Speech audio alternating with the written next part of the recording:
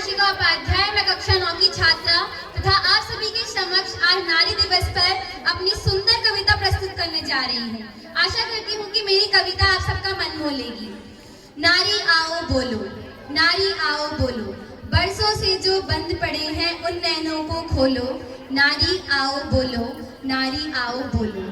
अब तक जो पर्दे के पीछे, अब तक जो बुरखे के पीछे, अब तक जो घूंघट के पीछे, अब तक जो मरखट के पीछे घोट रही है अपने मन को छोड़ के पर्दे बोलो।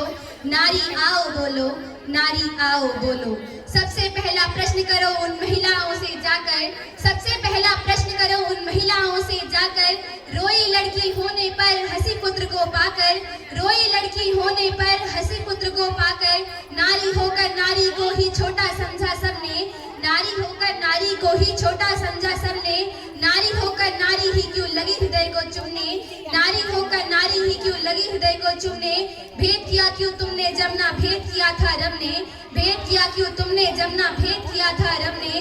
नंगा भेज दिया था दोनों को कुदरत ने, नंगा भेज दिया था दोनों को कुदरत ने। दूध तुम्हारा पुत्र तो पीते, रक्त हम क्या तुम्हारा पीते, दूध तुम्हारा पुत्र पीते, रक्त तुम्हारा क्या पीते। दोनों के अनाज सेम से हम भी ऐसे जीते, दोनों के अनाज एक से हम भी ऐसे जीते, दोनों के अनाज एक से हम भी ऐसे जीते। क्यों लड़की को ही कहा जाता है सीता जैसी बनो तुम, क्यों लड़की को ही कहा जाता है सीता जैसी बनो तुम। मर्द चाहे बने रावण घूंघट भीतर रहो तुम, मर्द चाहे बने रावण घूंघट भीतर रहो तुम। गुलाब जैसी हो तुम, गुलाब जैसी हो तुम, गुड़िया जैसी इच्छा तुम्हारी गुड़िया सी बन जाती हो, गुड़िया जैसी इच्छा तुम्हारी गुड़िया सी बन जाती हो। वीर प्रसुस्ता होकर भी तुम पल पल नीर बहाती हो, वीर प्रसुस्ता होकर भी तुम पल पल नीर बहाती हो। अरे शक्ति स्वरूपा हो तुम तो जगदम्बा की अवतारी हो, अरे शक्ति स्वरूपा हो तुम तो जगदम्बा की अवतारी हो।